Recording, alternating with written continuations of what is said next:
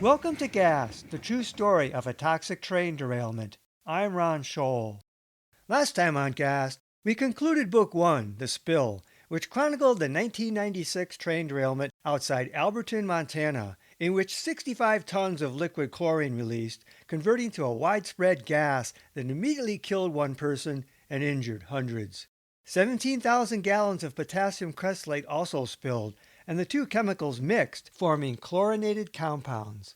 Mostly unknown to the public, the emergency response saw many problems, including the obstruction of the Environmental Protection Agency by state and local officials at the behest of the railroad company Montana Rail Link. After 17 days, officials offloaded the last of the liquid chlorine and declared the Alberton area safe for reentry. But many residents feared coming home because they had smelled chemicals during frequent visits to their homes during the evacuation period that made them ill. We continue now with Book 2, The Long Haul, and Part 2 of the overall story, The Aftermath. We begin with Chapter 1 and the start of Chapter 2. Chapter 1, Reentry.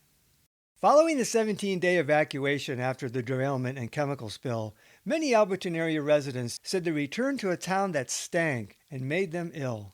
After a Monday visit, the Missoulian reported on Montana Rail Link's cleanup operations. The stench of chlorine occasionally wafted through the air, and after a couple of hours, the smell easily permeated clothing, the article said. MRL claims spikes did not exceed 0.5 parts per million. Still acceptable to work in without protective gear, according to EPA standards, they said.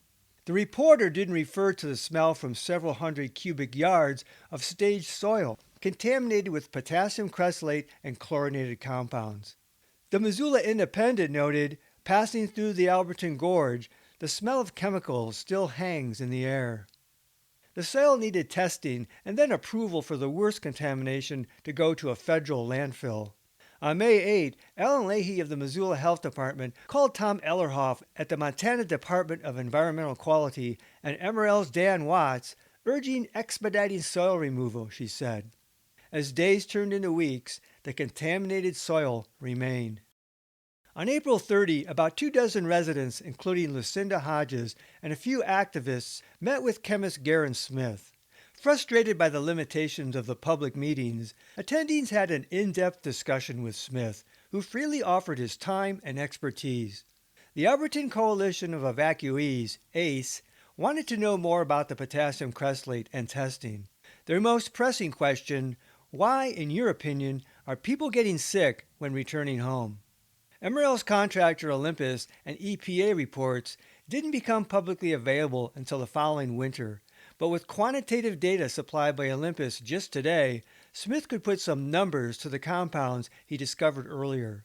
In the results from one sample, he listed para and metacreosols 7,190 parts per million, orthocreosol 7,320 parts per million, phenol 6,190 parts per million. Of the many chlorinated compounds, he listed 2-chlorophenol 378 parts per million, 4-chlorophenol, 510 parts per million, 2,4-dichlorophenol, 460 parts per million, and 2,4,6-trichlorophenol, 173 parts per million. The compound of greatest concern had been 2,4,6-trichlorophenol because in two other ditch samples it had the highest levels of chlorinated compounds, including 1,400 parts per million in an EPA sample. Smith explained, since this was the compound that was found in largest concentration, we used this as our marker for trying to see if any of the products had gotten off the site. Tests had found no deposition beyond 250 feet. Smith also confirmed that we haven't been able to get from Olympus any sample of the white dust. Will Snodgrass and others thought it curious that the white mystery powder has somehow eluded the finest tools of science and we're not able to determine what it is, he said. Hodges wanted Smith's answer to why are people getting sick when returning home. Not a toxicologist, Smith had none. The group mentioned the strong pesticide odor in their homes.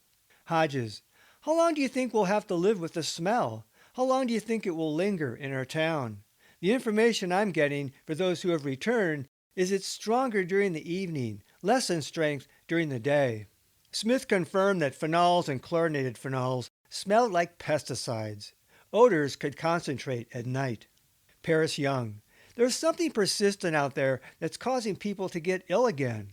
Smith: I know there's chlorine out there in detectable levels, and what that means is that could be irritating to injuries that are already there. An Alberton woman shared her story of returning Sunday night for 3 hours, encountering a strong odor in her basement, she said, and it hit me like a wall, just as thick and as nasty as that first morning. She went to the hospital today because I've been headaches, back, sore throat, coughing. I went in, sat down with the doctor. He looks at me. The first thing he asked me, are you with ACE? What the hell does that have to do with anything? She asked. Snodgrass brought up hypersensitivity. Smith: and that's all consistent with the chlorine exposure, he said. It really is. Officials had said sensitivity might last up to 6 to 8 weeks, but returning residents claimed ongoing exposures. Smith: I think the initial exposure is where the major injury took place. I think it's still lingering up there, and that's just adding more irritation. That's putting salt in the wound, essentially. It doesn't even have to be a chlorine type aroma itself. I agree that it could definitely trigger an adverse response. I don't think it would be immediately dangerous to life and health, but it could require a trip to the hospital.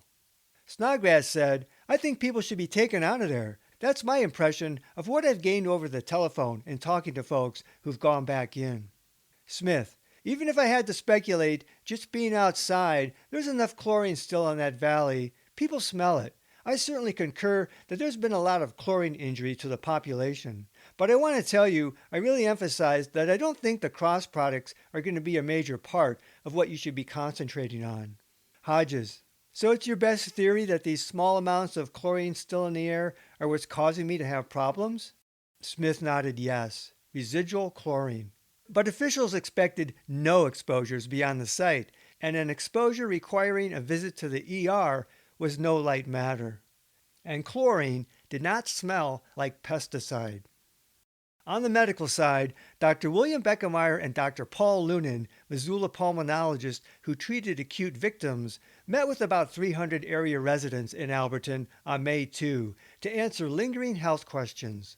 The Missoulian reported the doctor's consensus that in the great majority of cases, people who have been exposed to chlorine gas will completely recover, usually within a matter of weeks, they said. Smokers and people with prior lung problems like asthma and emphysema might face more long-term problems, but chlorine really doesn't leave people with chronic problems, Beckemeyer again reassured. Even the highway victims had been released and were doing better than anyone could have expected, he said. There was no mention in the story of sensitivity. But that same day, the Missoulian published a report that implied something was rotten in Alberton. Reporter Alika Rutland wrote the first and only semi-in-depth piece on an Alberton family's return. The Criscos rented a house in Alberton, and Randy Crisco announced they would never go back. He had visited Sunday and was stricken. It smelled like somebody came through the house with weed in feet, he said. Within 20 minutes, Randy said, his head was pounding and his throat became tight. It was like my throat was closing up on me, he said. I noticed that we had all that white powder all over the countertops. His symptoms worsened and he vomited during his visit. His son felt the same way. Crisco and wife Tammy decided to move their family. We're not radicals, he said. We were poisoned, and that's that. Questions were obvious. What was the source of the smell 2 miles from the site? What did they react to? Were others made ill upon return? But the Missoulian made no further investigation into these red flags of odors and illness upon returning to Alberton, despite assurances of safety. Nor did health officials pursue any answers. Meanwhile, Emerald opened its Alberton Claims Center on May 3 on Railroad Avenue, eager to settle up. Once people were home, there was no unity, Hodges said. Settlement became paramount for many. Chapter 2. Being Home. Epigraph. That's when I started on this whole odyssey. Katina Madge. Hodges feared going home. What I was told was, it might not smell right when you go home, she said. You might think it's offensive, but you'll get used to it. After a few days, you won't notice it at all. And it's just that those mercaptans have kind of a skunky smell. And then they put in those new railroad ties. It's just not going to smell quite like home.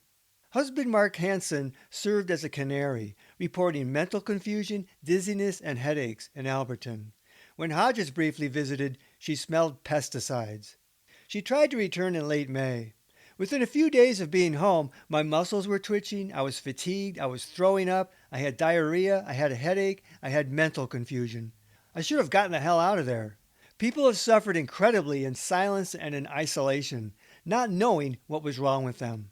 It makes me mad just thinking back on it, she said. Plateau Road. Sylvia Bookout returned to find that whitish gray dust on the furniture, like an ash, she said. The white dust that Olympus somehow failed to find to sample. Outside, especially after rain, she said, it smelled chemical, like fertilizer or something. Her fiancé, Norman Reinick, who hadn't been in the spill, agreed. It was a chemical smell, like when you spray your lawn. Bookout's evergreens had yellowed, and she noticed a lack of squirrels and birds. Emerald signalman B.J. McComb lived 1.5 miles west of the site and didn't believe the original gas cloud was very strong at his property. He lost no trees. But after reentry, McComb had to work track at the spill site. It stunk like a son of a bitch, he said, even long afterwards. He said in 2001, you can go down there where the derailment is and you can smell it any time it's raining. A rotten egg shitty smell and a pesticide smell, he said. Mercaptans and phenols, 5 years later.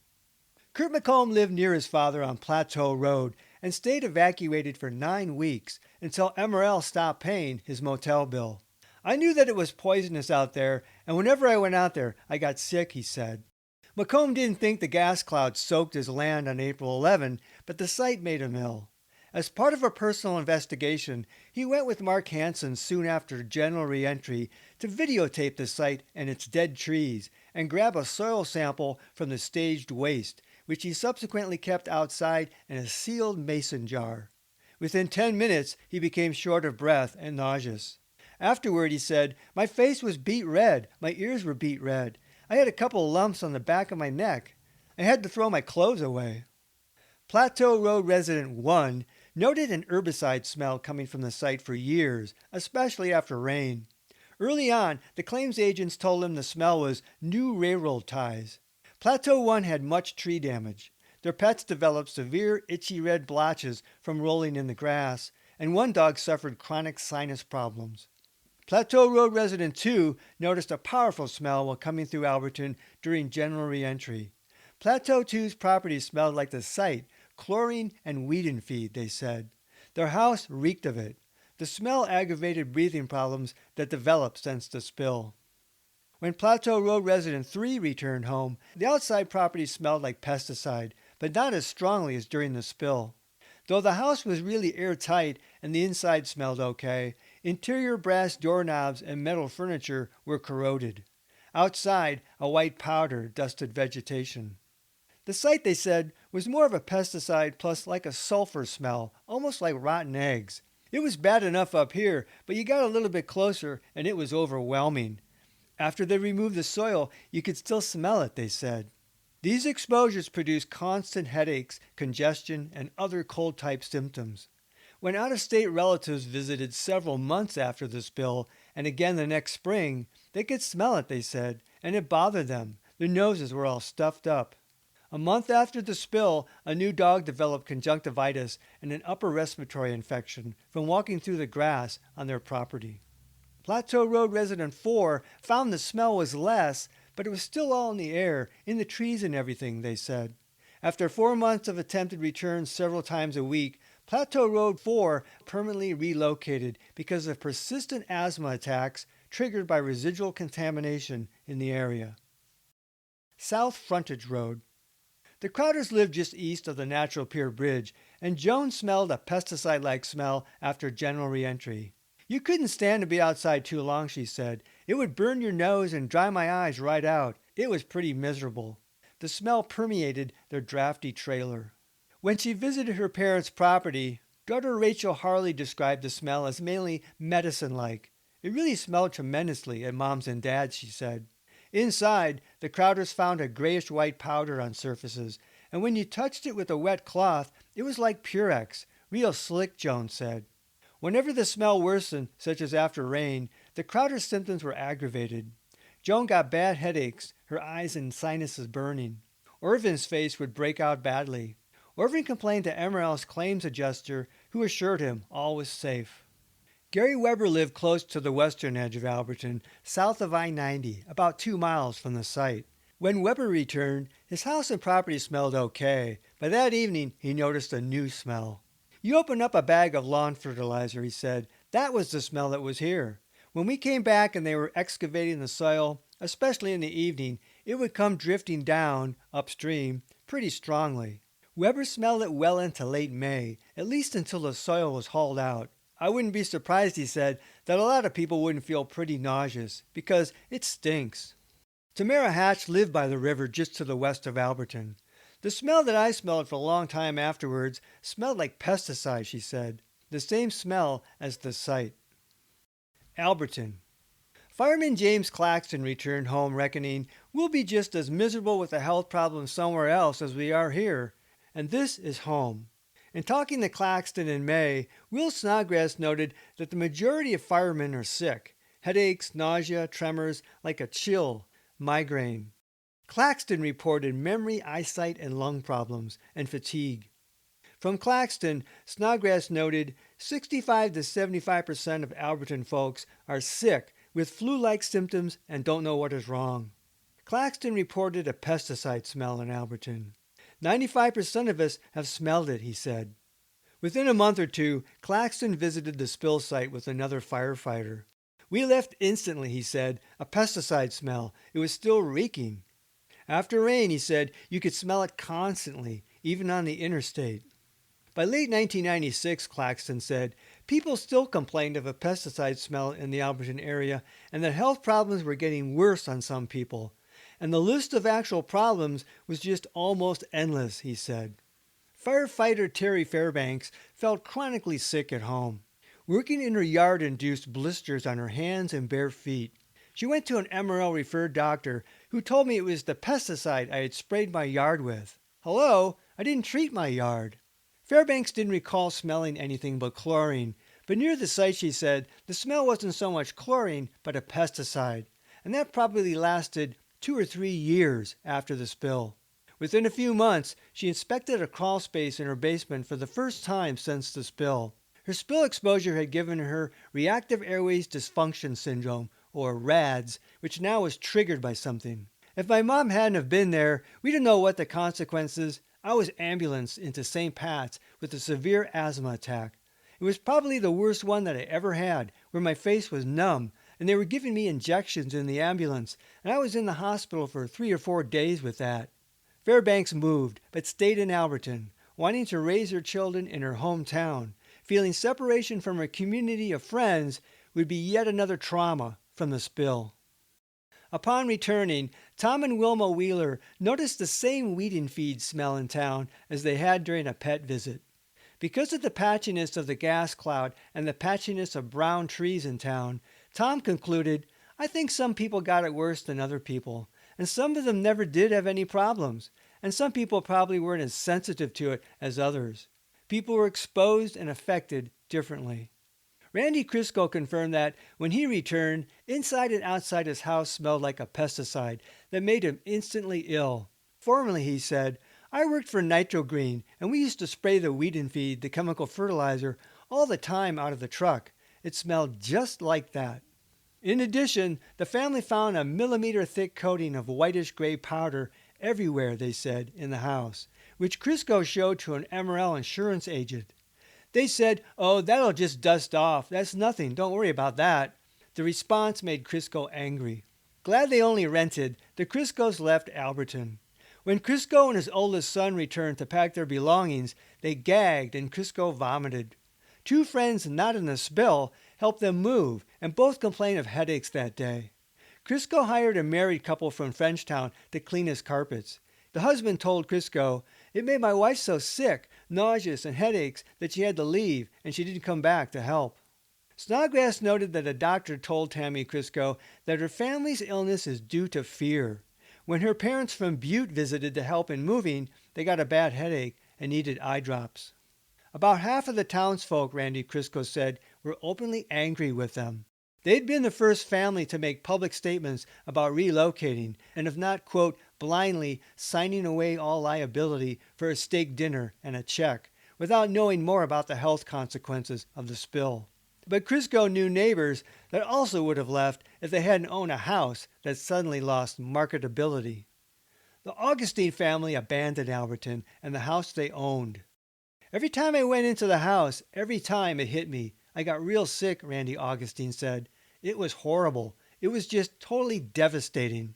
Short on money, Augustine bought a tent and camped with his family in the Fish Creek area for the whole summer, returning home to do laundry.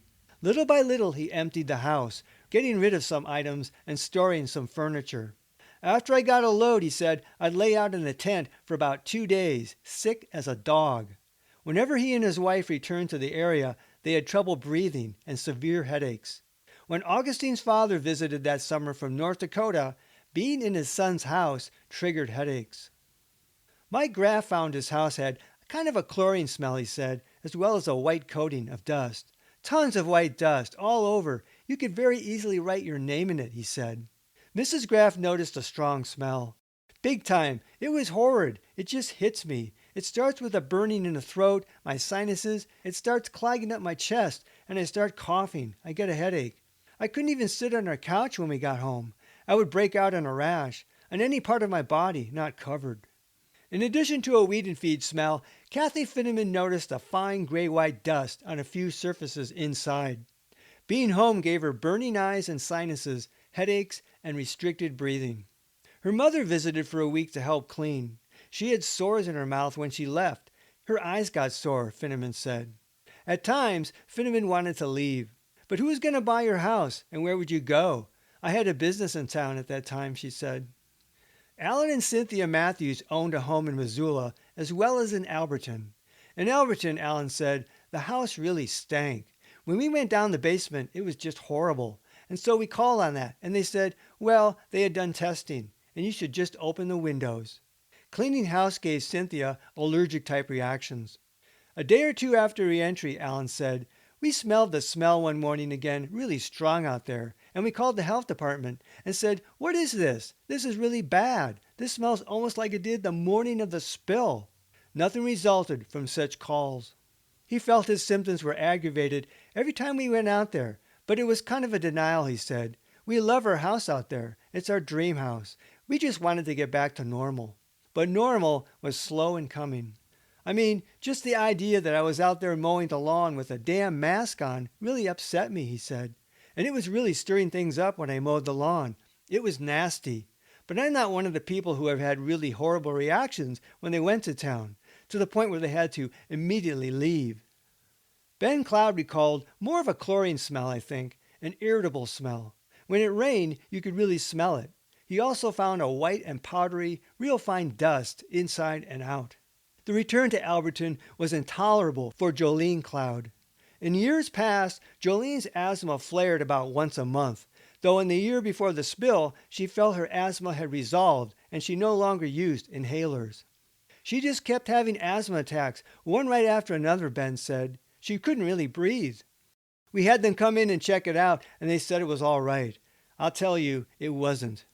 In Alberton, Jolene said, I couldn't even go outside. I had to stay in. And even in the house, there were things in there that, I would wheeze. I couldn't breathe. She cleaned and discarded, but I couldn't get rid of whatever was there, she said. Jolene's return provoked a prickly feeling, like a bunch of pins, in my nose and my throat, and then it got in my lungs. I just started wheezing and coughing. For Jolene, the smell was chlorine, the same smell as during a brief visit to the Natural Pier Bridge. However she interpreted the smell, it made her sick. After 2 miserable days in Alberton, Ben took his wife to Billings to live with her sister. She later attempted to return. Ben came after me and I went back. It was no different. I couldn't even stand staying outside more than minutes. I would start wheezing. She was now sensitive to detergents, soap, chlorine, anything, she said. During that time, her adult daughter came for a week to visit.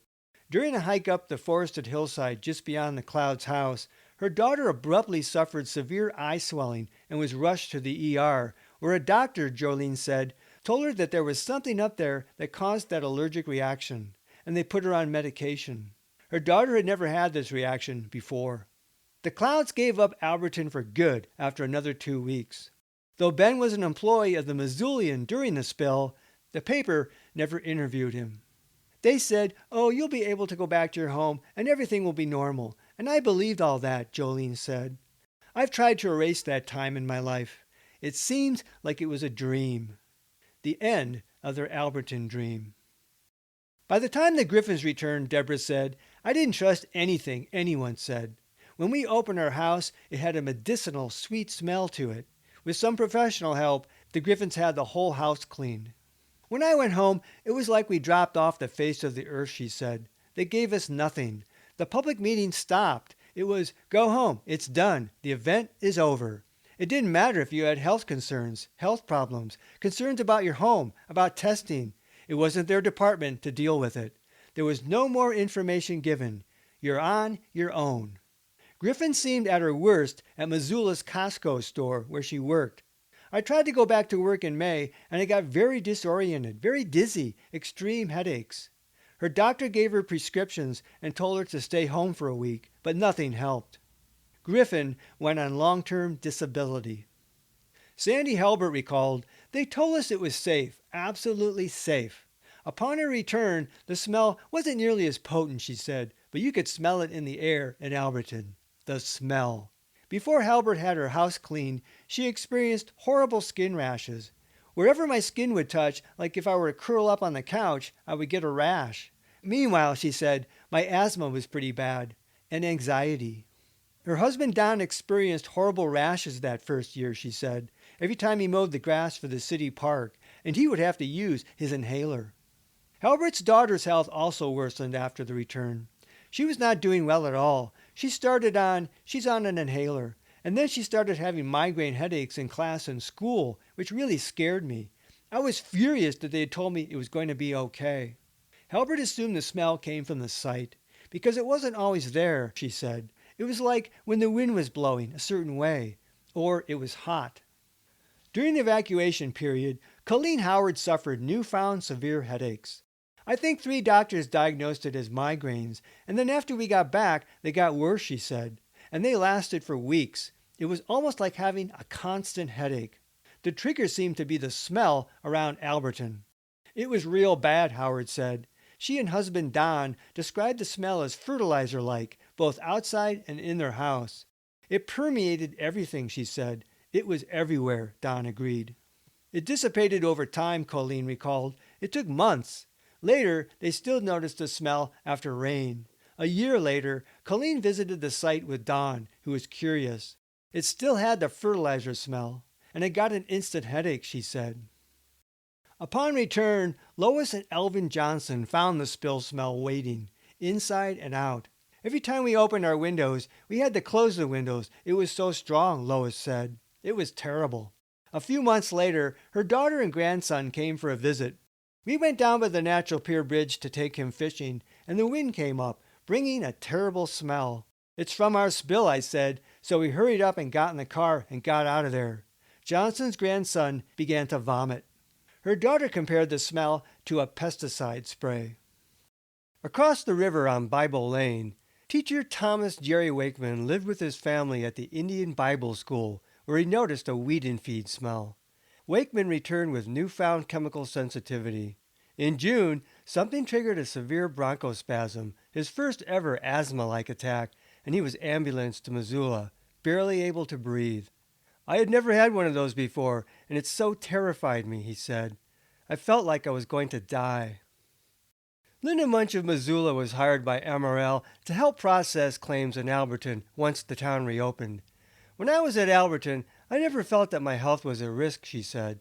The first week, the chlorine smell was really evident. It smelled like a pool, insane chlorine smell. After that, we either got used to it or it just dissipated to the point where we didn't notice it. But there wasn't supposed to be any chlorine smell at all. Next time on Gas, the true story of a toxic train derailment, we continue with the conclusion of Chapter 2, Being Home, as residents give testimony to what it was like returning to Alberton. Until then, this is Ron Scholl. Thanks for listening. This podcast is adapted from the book Gas, the true story of a toxic train derailment.